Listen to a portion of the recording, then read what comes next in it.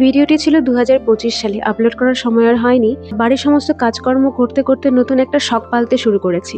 এখন দিন দিন এটার প্রতি এডিক্টেড হয়ে গেছি বলা যেতে পারে। আগে থেকেই ইচ্ছে ছিল যখন ঘর হবে তখন আমি নানান ধরনের গাছ কিনবো, গাছ লাগাবো। তো ঘরের শুরুতে আমরা গাছ কেনাও শুরু করে দিয়েছিলাম। দেখলাম গাছ কিনে গাছের শখ মেটাতে পারবো না, তাই যেখানে যাই সেখানে আমার চোখটা থাকে যে কোথায় গেলে গাছ পাবো। কলেজে যাই, যেখানে খুশি যাই, সেখান থেকে একটা করে গাছ তো আমি নিয়েই আসি। এই গাছটা আমার রজনীগন্ধা, যেটা আমি বাবার বাড়ি থেকে এনেছিলাম। এখন এমন হয়ে গেছি যে প্রায় দিনই আমার 1-2 ঘন্টায় গাছের পিছনে দিতে হয়।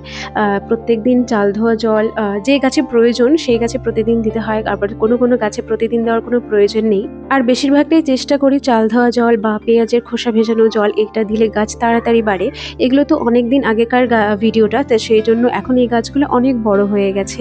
আমার বেশিরভাগ গাছগুলোই আমার বন্ধু গিফট করেছে, ওদের বাড়িতে প্রচুর আছে, তাই ওখান থেকে আমি যা পারি নিয়ে আসি। আবার কিছু কিছু কিনেও নিয়ে আসি, আবার কিছু কিছু চুরিও করতে হয় কোথাও কোথাও গিয়ে। তো হচ্ছে সমস্ত গাছগুলো আমি মাটির টবে লাগিয়েছি, তাই এই গাছের টবের অবস্থা এত বাজে, তো আমার আর রাতে ঘুম আসে না। আমি কবে যে টবগুলো পরিষ্কার করব, তাই একদিন সময় করে সকাল থেকে শুরু করেছিলাম গাছের টব পরিষ্কার করা। তারপর প্রাইমার দিয়ে পুরো লাল রং করে দিয়েছিলাম টবগুলোতে, যাতে আর শিউলি না ধরে। আর গাছগুলোকে তারপর ধুয়ে মুছে সমস্ত পরিষ্কার করে রোদে দিচ্ছিলাম। তখন ঠান্ডার দিন ছিল। আমার কাছে মোটামুটি এখনো 20-22 রকমের গাছ আছে। আর পরে আমি নতুন কিনেছি, অ্যাড করেছি, আবার হচ্ছে বন্ধুর বাড়ি থেকে নিয়ে এসেছি।